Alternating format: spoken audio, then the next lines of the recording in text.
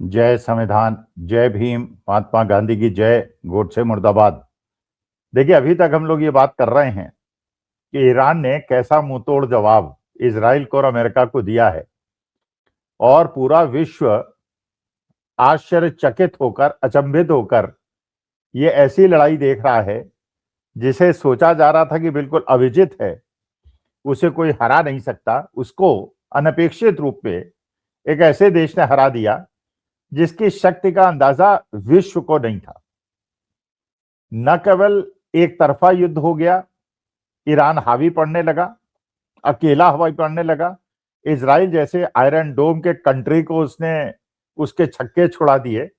बल्कि अमेरिका के अंदर भी ऐसी परिस्थिति पैदा कर दी कि अमेरिका के अंदर भी डोनाल्ड ट्रंप के खिलाफत, बगावत की आवाज बुलंद होने लगी। लेकिन जब इसका लोगों ने विश्लेषण करना शुरू किया तो ये बात तो लोगों ने मानी कि ईरान को ये बात पता थी, वहां के अयतुल्ला खाइमेनी को ये बात पता थी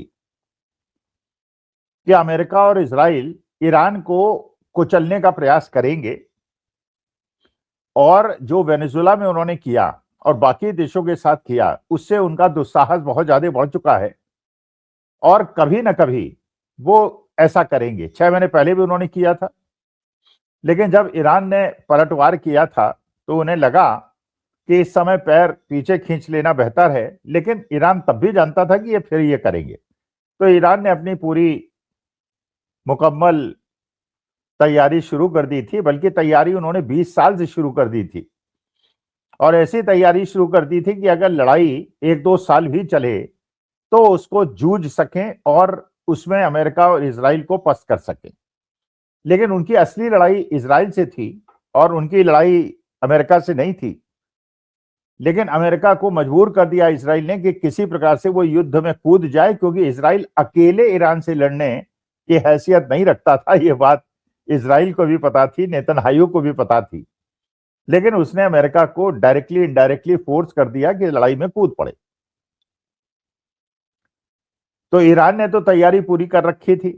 कुचलने की इनको, कि अगर ये आक्रमण करेंगे, ये तो हालांकि उसने सोचा था कि पहले आक्रमण नहीं करूंगा जिससे मुझे साइकोलॉजिकल एडवांटेज मिले,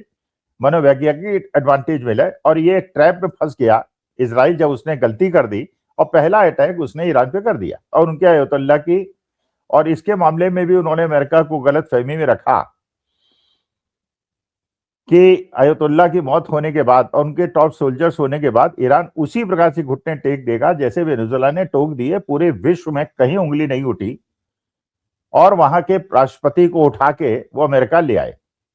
और अमेरिका की गुंडागर्दी चल गई। लेकिन उससे उसका दुस्साहस बढ़ गया, फिर उसने गलती ईरान के अंदर इजराइल के माध्यम से की और ईरान ने बिल्कुल ऐसे दबोच लिया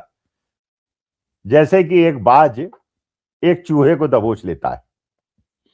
यहां तक तो चर्चा हो गई, लेकिन इस चर्चा में मेरा भी बहुत इंटरेस्ट था, मैं भी जानना चाहता था, क्योंकि ये बात पता चल रही थी कि इजराइल अमेरिका तो लड़ रहे थे और अरब कंट्रीज के अंदर जो देश हैं, ज्यादातर मुस्लिम देश हैं, वो भी ईरान के अगेंस्ट थे, चाहते ना चाहते इजराइल के साथ थे। जबकि इजराइल से उनकी मित्रता नहीं है, लेकिन उनकी जो मित्रता है वो अमेरिका से है, और क्योंकि अमेरिका की मित्रता इजराइल से, इसलिए वो इजराइल के मित्र हैं, इसलिए उनके धरती का उपयोग इजराइल की लड़ाई में अमेरिका कर रहा था।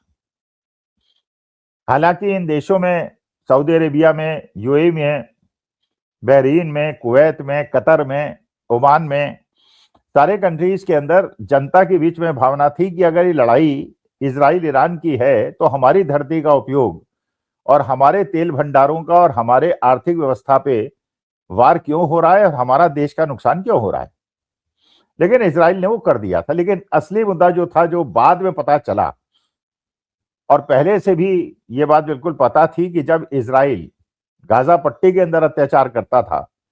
पैलेस्टीनियंस के ऊपर अत्याचार करता था, तो दो नाम मैं बहुत सुना करता था, एक तो हुतीस का और एक हिजबुल्ला का, कि हुतीज और हिजबुल्ला ये दो ऐसी फोर्सेस हैं जो ईरान के साथ खड़े होकर इजराइल से मुकाबला करती हैं, बल्कि इतनी मजबूत फोर्सेस हैं कोई इजराइल के ऊपर अटैक करती हैं और अमेरिका को भी परेशानी में डाल देती हैं। अब इन दोनों संस्थाओं के बारे में, हुतीज के बारे में और हिजबुल्लाह के बारे में जानने की मेरी इच्छा हुई, और मैं जानना चाहता था ये दो ऑर्गेनाइजेशंस हैं क्या, इनका बैकग्राउंड क्या है, इनकी हिस्ट्री क्या है, और ये क्यों इतना ज्यादा इनकन्वीनियंट बन गए हैं इजराइल अमेरिका के लिए, जबकि ये छोटी छोटी ऑर्गेनाइजेशंस हैं और अपने देशों में, कोई बहुत बड़े देशों के अंदर भी इनका ऐसा नहीं है कि इनका शासन चल रहा हो, और बड़े बड़े राष्ट्र हों और बहुत शक्ति संपन्न राष्ट्र में इनकी सरकारें चल रही हों, तो ये अमेरिका इजराइल के लिए इतनी परेशानी क्यों क्रिएट कर देती हैं और ईरान के इतने ज्यादा मददगार कैसे हो जाती हैं। तो मैंने ये, हालांकि मेरा क्षेत्र नहीं है, मेरा अध्ययन का क्षेत्र नहीं है, मैं तो फाइनेंस का और एंटरप्रेन्योरशिप का और इकोनॉमिक्स का बेसिकली एक छात्र हूं, और अगर मेरे से कोई गलती होगी तो मुझे क्षमा कीजिएगा, लेकिन जो मैंने अध्ययन किया, जो मैंने इनके जानकारों से बात की, वीडियो उनकी देखी, विदेशी जानकारों को सुना, उससे जो मैंने निष्कर्ष निकाला उससे मैं आपके सामने पेश करता हूं, और मेरी भी जिज्ञासा थोड़ी बहुत शांत हुई। ये हुतीज और ये हिजबुल्लाह हैं कौन, और ये इतने मजबूत क्यों हैं, और इतना ज्यादा इन्होंने इजराइल का और इजराइल के मित्रों की नाक में दम क्यों कर दिया। पहले हम बात करते हैं हुतीज की। देखिए, पास में एक देश है यमन, बहुत बड़ा देश नहीं है, बहुत शक्ति संपन्न देश नहीं है, लेकिन वहां के अंदर ये जो हुतीज हैं, ये एक प्रकार से वहां पर एक ऐसा संगठन हो गए हैं जो पहले शासन किया करते थे, और एक हुती परिवार है, हाउती परिवार, HOUTI, हाउती परिवार है जो कि वहां पे शासन किया करता था। अच्छा, वहां भी यमन के अंदर जब ये परिवार हटा तो इनके अंदर एक ऐसी ललक थी, और ये बेसिकली एक इस्लामिस्ट ऑर्गेनाइजेशन थी, और ये चाहती थी कि इस रीजन के अंदर इस्लामिक रूल से काम हो। इनके एक आज के नेता हैं जिनका नाम है अब्दुल मलिक हाउती। इन्होंने इस बात को समझा अपने पिता की मौत के बाद, और इन्होंने बेसिकली जो डिस्कंटेंट था वहां की सरकार के खिलाफ, उसका फायदा उठाया और उन क्षेत्रों पे कंसंट्रेट किया जहां पे सरकार के खिलाफ डिस्कंटेंट था। क्योंकि जहां भी जानते हैं कि दूसरा किसी का शासन होता है, वहां पे बेईमानी भी होती है, भ्रष्टाचार भी होता है, और उसकी वजह से एक बहुत बड़ा ऐसा सेगमेंट होता है जो नाराज हो जाता है। उस पर कंसंट्रेट किया इन अब्दुल मलिक हाउती साहब ने, और उनके अपने साथ जोड़ा, और साथ ही साथ इन्होंने क्या किया कि इन्होंने अपनी जो सैन्य शक्ति थी उसको बहुत ज्यादा मजबूत कर लिया। जैसे ईरान एक बहुत मजबूत राष्ट्र बन गया मिसाइल्स के मामले में और ड्रोन्स के मामले में, उसी प्रकार से मिसाइल्स के मामले में और ड्रोन्स के मामले ने इन हाउतीज ने भी अपने को बहुत ज्यादा स्ट्रांग कर लिया। इतना स्ट्रांग कर लिया कि अमेरिका, इजराइल और वेस्टर्न राष्ट्र, यूके और जर्मनी और फ्रांस जैसे देश भी इसका समूल नाश करने का प्रयास करते करते असफल हो गए और इन्हें खत्म नहीं कर पाए, और उसके लिए व्यूह रचना भी कर ली जैसे ईरान ने की थी। तो अब हुतीज ने जब देखा कि ये लड़ाई ऐसी है जो ईरान इजराइल के बीच में, और पूरी तरह से अमेरिका उनके साथ खड़ा हो गया, अरब कंट्रीज उनके साथ खड़े हो गए, उन्होंने भी इजराइल के ऊपर अटैक करना शुरू कर दिया और एक इनकन्वीनियंट सिचुएशन पैदा कर दी। अच्छा, अफवाहें ये उड़ाई जाती हैं जो हुतीज हैं, जिन्हें बेसिकली अंसार अल्लाह भी कहा जाता है, और ये बहुत ज्यादा मजबूत लोग हैं। इन्होंने अपनी शक्ति का उपयोग करते हुए और अपनी ऑर्गेनाइजेशन की मजबूती का उपयोग करते हुए बिल्कुल ईरान, अच्छा ये जो अफवाहें उड़ी साहब, ये ईरान का इन्हें समर्थन है, इन्होंने भी, हुतीज ने भी मना किया कि हमें ईरान से कोई सपोर्ट नहीं मिलता। ईरान ने भी सब कहा कि हमें इनसे कोई सपोर्ट नहीं मिलता। वास्तविकता यह है, जो अंदर की खबर है, जो मैंने विशेषज्ञों को सुन के जानकारी प्राप्त की, इन्हें चीन से मदद मिलती है।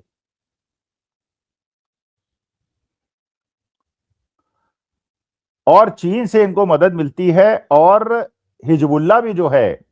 जो जॉर्डन के अंदर की एक ऑर्गेनाइजेशन है, उसने अपनी देश की सरकार से ऐसा संबंध स्थापित कर लिया है कि अगर तुम रूल करो, अपने हिसाब से रूल करो, लेकिन हम जो इजराइल के साथ लड़ाई लड़ेंगे तो उसमें तुम हस्तक्षेप नहीं करोगे और हमारा विरोध नहीं करोगे और हमें नष्ट करने का प्रयास नहीं करोगे। तो जॉर्डन के अंदर जो सरकार है वो हिजबुल्लाह के अगेंस्ट नहीं लड़ती है, हिजबुल्लाह पे दमन नहीं करती है, और इनका फायदा यह है कि इनका ये रेड सी के आसपास बसे हुए हैं, सऊदी अरेबिया से इनका पंगा है।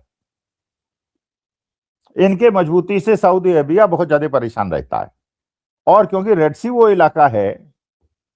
और ये लोग करते क्या है कि जब वहां से कंसाइनमेंट्स लोगों के जाते हैं तो उसके ऊपर ड्रोन और